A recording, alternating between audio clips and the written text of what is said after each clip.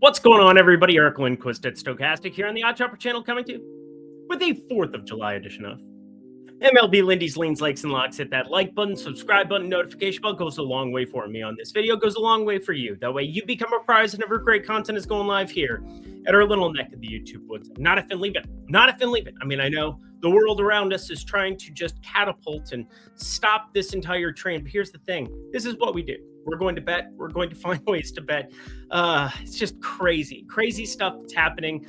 Reach out to your representatives, figure out stuff there of that nature. And if you don't know what I'm talking about, well, good for you. I mean, But we're going to make you some money here on this program today. That's for sure. It's Friday. And in the premium Discord, I'm going to have a round robin going for this 4th of July. I'm looking for a little bit of fireworks. And there's one game in particular, my Minnesota Twins. That one's going to be pretty wild, I think. The game environment there looks nuclear night before, and I don't know. It doesn't seem like the books have caught on to it all that much. Now, there are 2 home run numbers that are very short. We'll talk about them, and one of them I don't care because I think it's a nice pairing in the case that game environment is extremely nuclear. But we're going to talk about the ins and outs of this slate. I got five likes for you here on the card. Premium Discord's happy because we're coming off of an evening smash. Underdog card hits, and we end up getting the lock across. Yeah, you heard me, lock. Robbie Ray over 17.5 outs. Probably the easiest lock of the entire MLB season, maybe MLB ever. I mean, the guy didn't even get to 60 pitches through 6 innings. That was really nifty, and also very needed because home runs have just gone ice cold for me. Ice, baby. But hopefully, wherever you're going, you can take care of yourself. Be safe, be merry, and have a great 4th of July with friends and family, I hope. Hopefully, you can do it on a lake somewhere because I'm going to be working. I'll be right here kicking it. But that's all right because Premium Discord, we got a lot to do. We got a lot of money to be making. Oh, yeah. How do you jump into such a place? Well, that's easy enough. Right here, Lindy 5. Lindy 5 gets you everything down at the link below.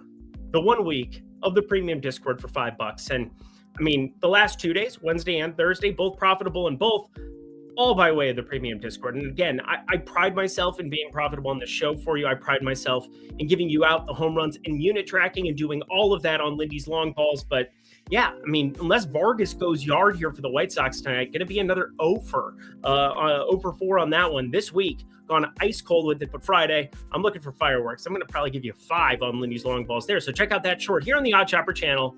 And then I'll be very quick with my analysis today. I know you got a lot to do. I got a lot to do. Let's get to the picks. To the leans we go. Woo, almost converted it. And hey, look at that. Thank you for bearing with me with the graphics. Obviously, I was super sick over the course of the last however many days. And I mean, it's just been, I'm sick in multiple ways. I'm sick to my stomach about other things too. But anyway, we've got ourselves a lean board for you. And then I've obviously got the likes back. It's nice to know that that's a good backup plan in the event that I just don't have time because I want to prioritize the analysis. I hope you want me to prioritize the analysis without producer Jacob here, who is on to greener pastures and crushing it on podcasts around the country. Yeah, you heard me. He's in New York right now, I believe, just crushing it, checking in with him all the time because I love that guy. I miss him. And obviously, well, the graphics were a lot easier when I didn't have to do them. But let's talk through this one. You got obviously a baseball game at 8:05 on the West Coast, a.m., and that's 11:05 out on the East Coast in Washington. Looks like the weather's going to be all right there, but the first game that I actually have a lean from doesn't come until much later because I do have a play from Boston, Washington, and Cincy, Philly in those first 2 games. It's kind of nice and convenient when that shows up like that. But Miles Michaelis versus Colin Ray, these are 2 terrible pitchers, and obviously over 9.5 looks good in theory. It looks good in theory, but it's a divisional spot. Cubs just utilized all their pen, which, was kind of part of my thinking here, but the game just kind of seems like it got inflated immediately. And there's not even like crazy wind to my understanding, unless I am missing something on Windfinder. I feel like I was pretty accurate the last 2 days, just as far as like, probably not going to do anything. I ended up on a quarter unit, Seiya Suzuki today. Of course, he doesn't go yard. Who does for me? But over 9.5. Over 9.5 is definitely my lean that direction. Want to take a look at the game environment one more time. Hit me, baby, one more time. Both bullpens, well, the Cubs bullpen, that is, a little bit stripped down. Like, oh no. There's some really good stripped MTV albums back in the day. We don't have time for that. New York. That's what we got up next. And Soto, 1.5 walks is kind of what I'm interested in here.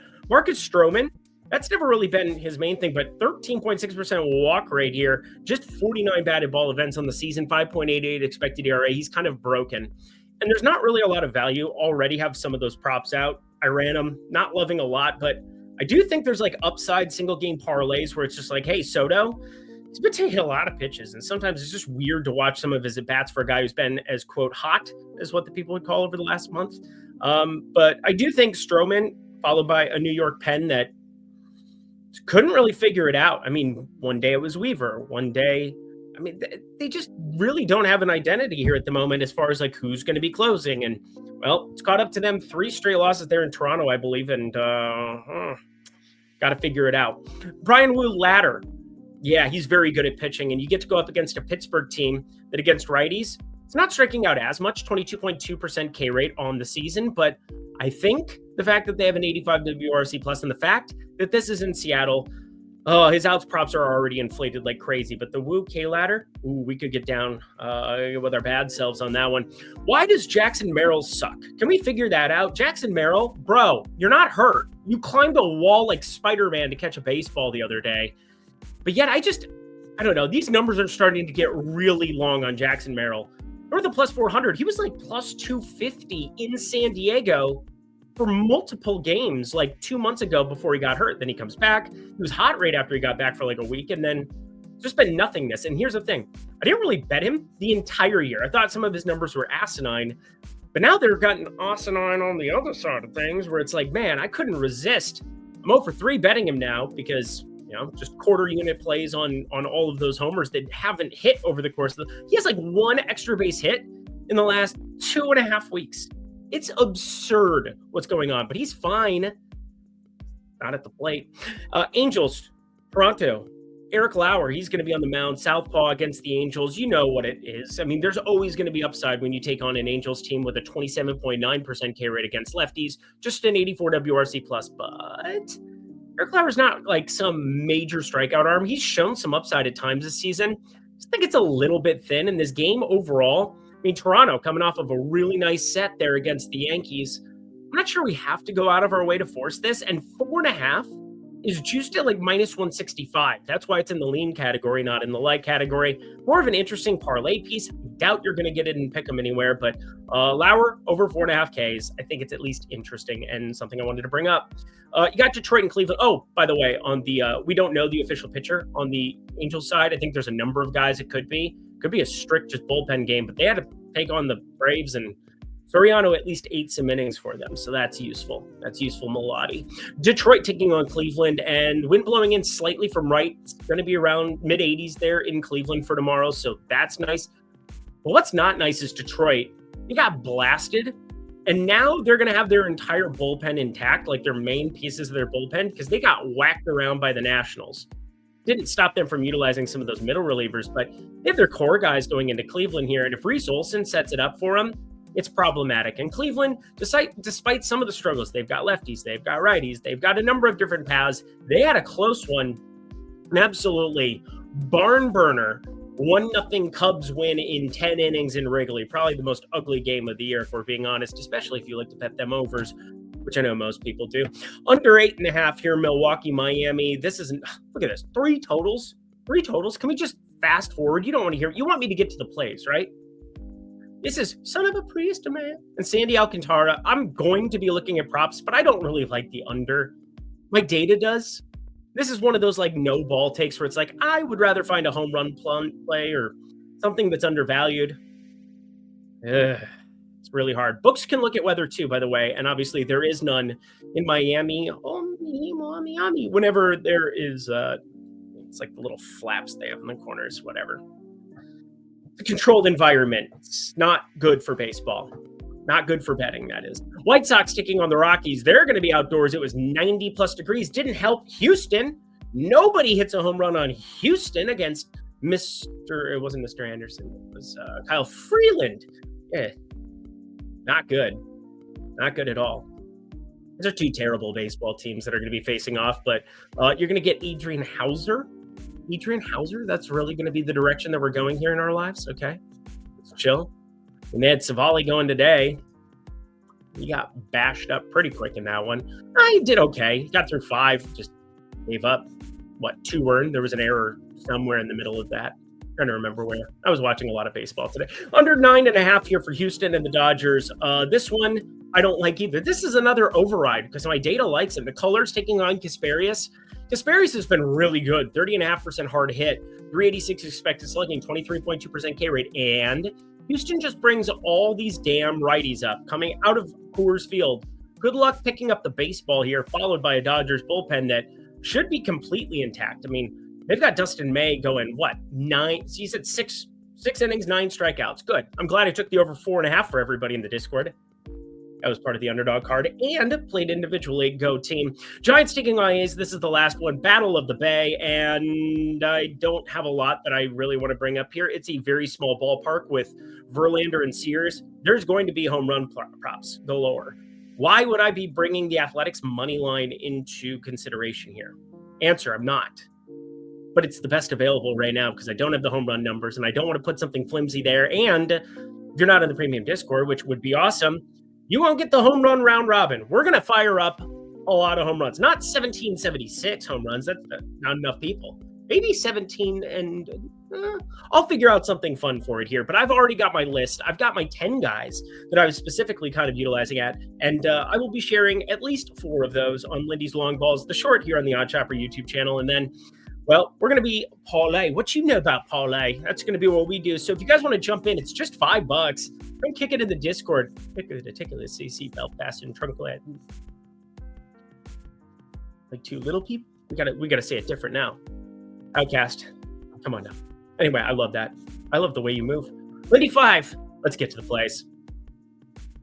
Bingo, bongo, bongo. Boston taking on Washington. And hey, Eric can do graphics, kind of. That's pretty shit how that was put together. Everything else is nice after this one, but this one being a little bit wonky with me. It doesn't matter. Boston's taking on Washington. This is your early in the morning. Grab coffee with your family. Look out on that beautiful lake and gamble with me. Yeah, that's going to be what we do. Lucas Giolito taking on Michael Soroka. Starting with Giolito, he's a pinata still. 292 expected batting average, 45.2% hard hit. I think the markets already know that, though. These lefty home run numbers, they're short. They're very, very short. But Washington, I want to highlight star circle Michael Soroka. 285 ex-WOBA, 213 expected batting average, 348 expected slugging, 26.3% K rate, going up against a Boston team that since they traded Devers, yeah, everybody's making fun of Devers. Ha ha, point and laugh. You know, hasn't been very good. San Francisco hasn't been winning. They're 7 back, 8 back of the Dodgers. Ha. You have a 24% K rate, which is the third highest in baseball against right-handed pitching, and over the last month been closer to that 27 and change number. Yeah, you're going to strike out a ton. I don't understand this opening number. We get 5.5. I know it doesn't seem right when it's the name recognition. Michael Soroka cast off of the Atlanta Braves. You know, it looked really good in that Atlanta Braves uniform right now. Michael Soroka, over 5.5 strikeouts. That gets our card kicked off. Alrighty. Need to do a clap or something to break these up, whatever. Cincinnati -1.5 taking on Philly here. And yeah, it's +1.5. That is incorrect. First graphic mistake that I caught. I'm going to stop calling myself out here at some point in time. But anywho, you already knew that. I hope you knew that when it's favored. Your favorite team Philly is Philly. Jesus Luzardo. The guy was tipping pitches. Now he's kind of back to being pretty good. 27.2% K rate is really nice. 307 ex-WOBA. And we know that Cincinnati likes to go out and strike out a lot. And they have just a 77 WRC plus against Southpaws. That's the 5th worst mark in baseball. But that is all right, my friends, because we've got ourselves a guy by the name of Nick Castellanos on the Philly side, and he gets to take on Andrew Abbott. This is the opening number, -125, hits plus runs plus RBIs. I wanted to have something that was all-inclusive for all of the people, whether you're playing Pick'em, whether you're playing this. There's no Pick'em place on earth that just does standard, as long as it's inside of that -135 line. Again, if you're playing somewhere like, I don't know, Better or Sleeper where it gets random, there is that, but I bet this already. This is a lovely one to get on, whether you're at DraftKings, Onyx Odds, if you have access to that as well here. Nick Castellanos over 1.5 hits plus runs plus RBI should continue to be in that top 5 in the order here, even with Harper hanging out, chilling, doing his thing. Oh yeah, Andrew Abbott's been really good, but 20.3-degree launch angle, nice hitting conditions in Philly, like normal. It's been that way like all season long. Look at Olo. All right. 2. I'm going to call this the main event of the day. You do not get conditions in Target Field like this except for on July 4th. And in fact, when I first brought my girlfriend back home, we went to Target Field. And well, she's not my wife. I love my wife, not my girlfriend. My wife. The Rays and the Twins, just throwing it out there. They're going to be playing baseball on the surface of the sun. 93 degrees at first pitch. 93 degrees. That is warm, my friends. It is not going to be chili baby back rib. Chili baby back rib barbecue sauce. It's going to be hot as hell. But not just that. 20-mile-per-hour winds going out to left field. I know I got a little bit wonky here. I'm tired. But the Rays and Twins are going to have an absolute blast. In the books, move this up to 9.5 and 10. 9.5 juice towards that over. But home run pops are starting to leak in. They're starting to matriculate in. And I'm telling you right now, hang on.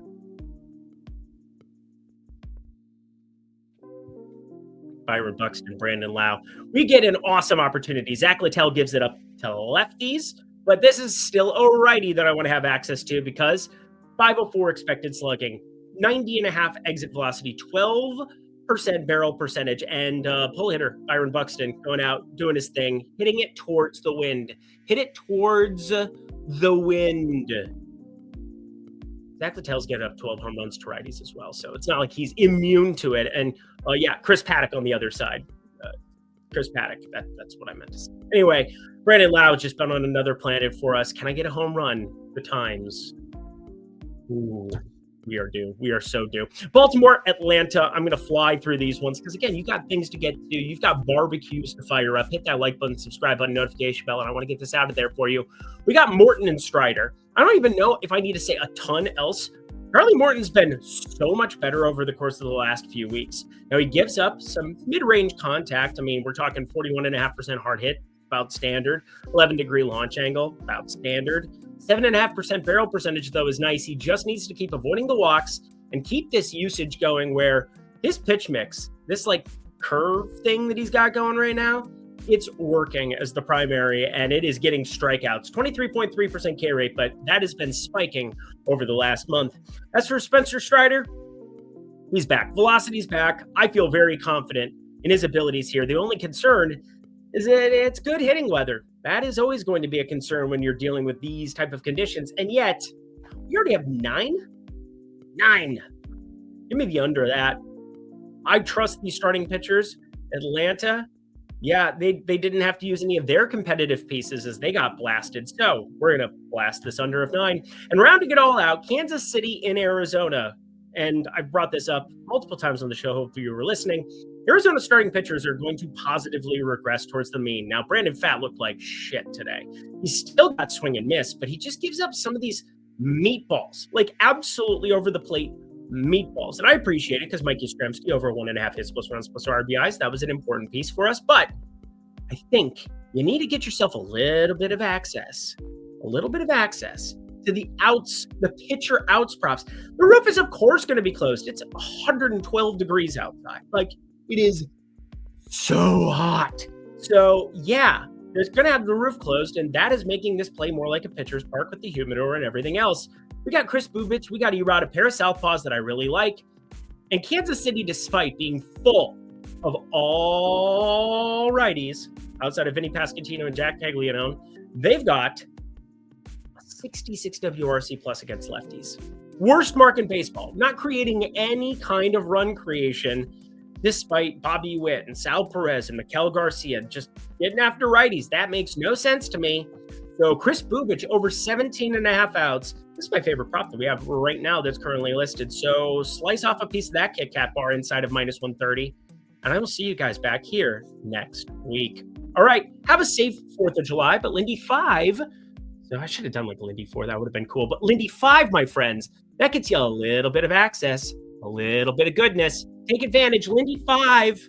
Would love to see their. Did Ketel Marte hit another 9th inning meaningless home run? This one, the other one had meaning. They still lost the game, but this one had meaning. I should leave, huh? All right, and that does it for another edition, a 4th of July edition and week final day of the week edition of MLB Lindy's Leans, Likes, and Locks. Hit that like button. I fought through it.